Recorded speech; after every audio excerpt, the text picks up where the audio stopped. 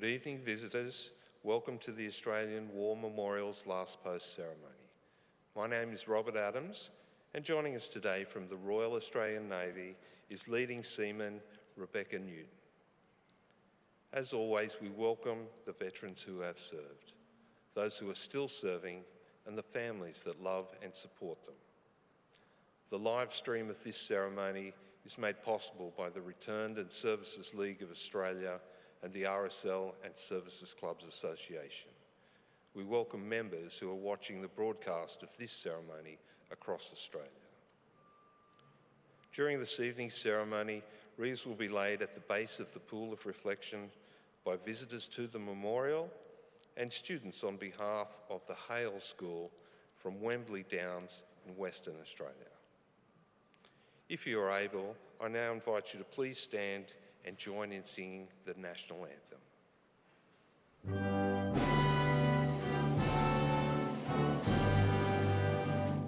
Australians, oh let us rejoice, for we are one and free. We've golden soil and wealth for toil, our home is got by sea. Our land abounds in nature's gifts of beauty, rich and rare. In history's page let every stage advance Australia fair. In joyful strains then let us sing, advance Australia fair.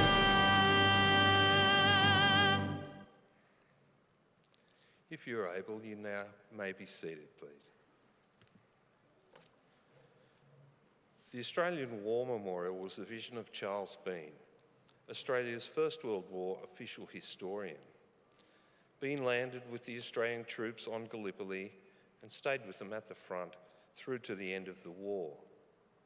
The idea of this national memorial and museum came to him at Pozières, France, in the depths of the bloody fighting of 1916.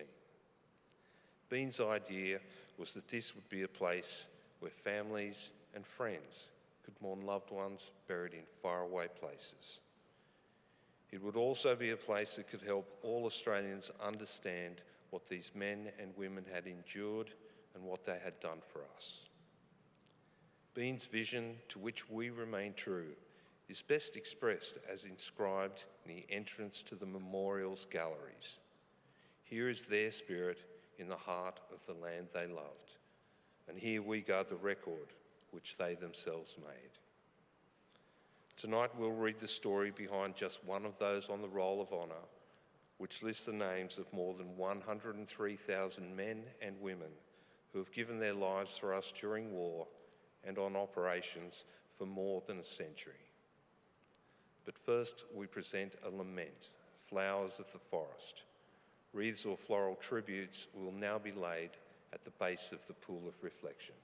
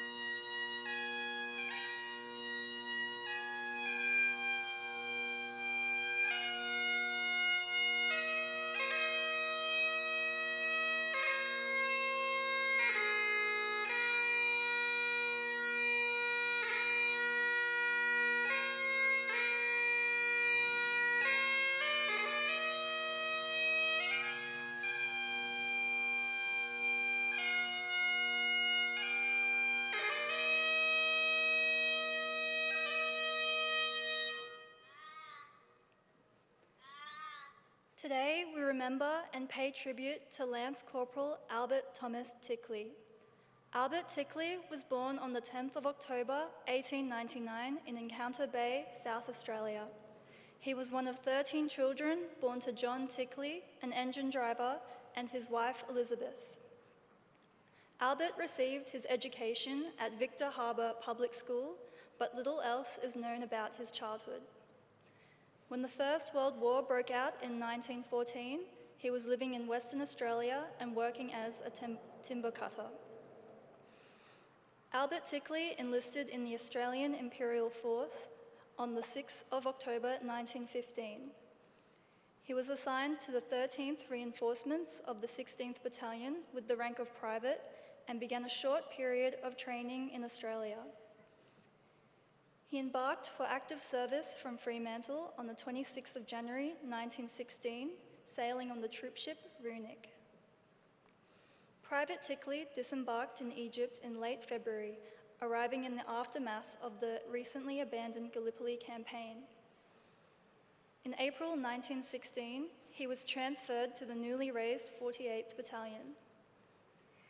A short time later, he embarked for the Western Front and arrived in the French city of Marseille in early June. From there, he and his comrades were immediately sent north to the border of France and Belgium, which had once been the site of heavy fighting. In August, his unit was drawn into the fighting around the village of Pozières. Here, the 48th Battalion was tasked with defending ground captured during earlier attacks by the 2nd Division. Ticklie's unit entered the front lines on the 5th of August 1916, coming under horrendous shelling and machine gun fire from enemy lines, enduring what is believed to be the heaviest barrage ever experienced by Australian troops. During this period, Ticklie was hit by shrapnel while attempting to rescue the wounded from no man's land. Suffering wounds to his thigh, he was sent to the hospital in the city of Etaples and did not rejoin his unit until the end of September 1916. Ticklie was later awarded the Military Cross for his actions at Pozières. In October, Ticklie was promoted to Lance Corporal before settling into a routine of training and duty in the trenches as a bitterly cold winter began to set in. In early 1917, however, German forces began their strategic withdrawal to the fortified Hindenburg Line. Allied units eagerly followed the enemy's retreat, believing the war was perhaps finally drawing to a close. It was not long, however, until their withdrawal halted at the enemy's new front line, near the French village of Bullecourt. Here, the Allies planned to mount an attack to break through German lines and capture the village. Ticklie's unit attacked on the morning of the 11th of April 1917, under cover from tanks rather than artillery. As they jumped over the parapet, the tanks quickly proved ineffective and the attacking infantry were left exposed to murderous enemy fire. One of Ticklie's comrades described the attack in a letter home. "I tell you, it was hell let loose on that day. Our guns opened fire at 4 a.m. and the air seemed to be on fire with shells screeching over us. Of course, Fritz took a tumble that we were going to attack and opened fire in return, and it was awful. When we hopped out, the machine guns and rifles tore into us. Men were dropping all round, and when the officers saw the state of things, they ordered us to drop down, and what was left of us dropped into shell holes and kept low.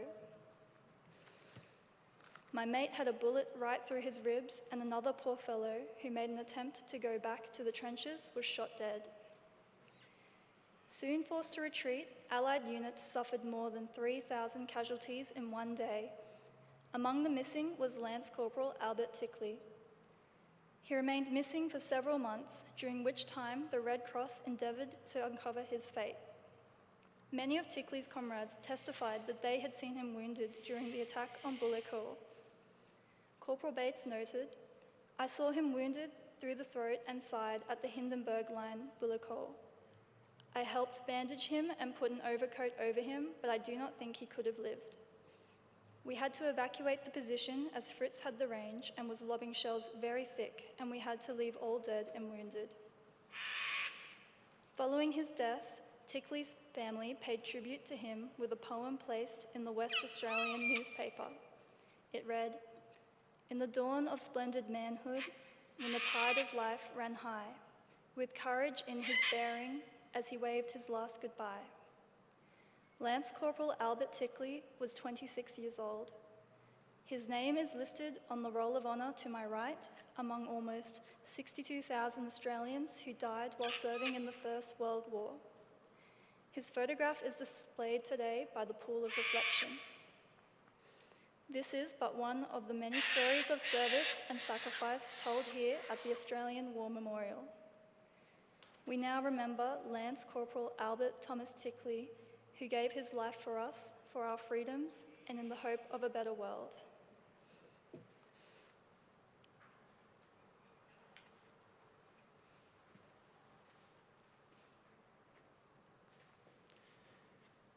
If you're able, I now invite you to please stand for the reading of the ode and the sounding of the last post.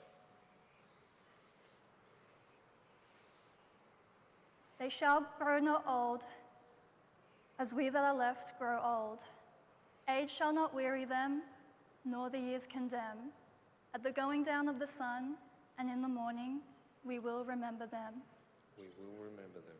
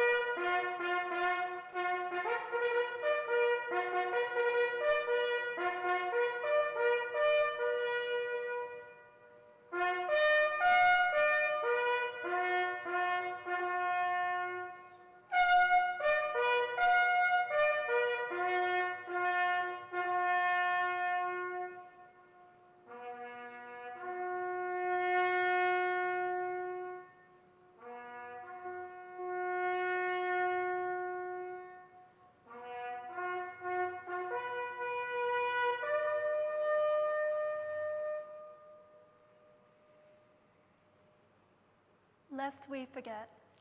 Lest we forget.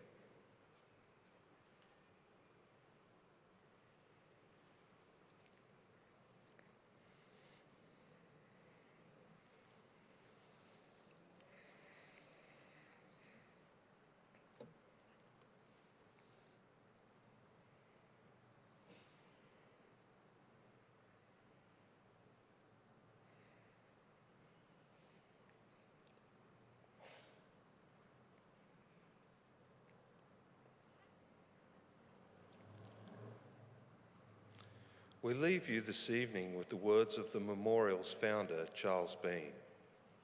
Many a man lying out there at Poziere or in the low scrub at Gallipoli with his poor, tired senses barely working through the fever of his brain has thought in his last moments, well, it's over. But in Australia, they will be proud of this. Ladies and gentlemen, girls and boys, that concludes the last post ceremony. On behalf of the Director, staff and volunteers, we thank you for visiting the Australian War Memorial today and for your continued support during the memorial's development project. We wish you all a very pleasant evening. Thank you.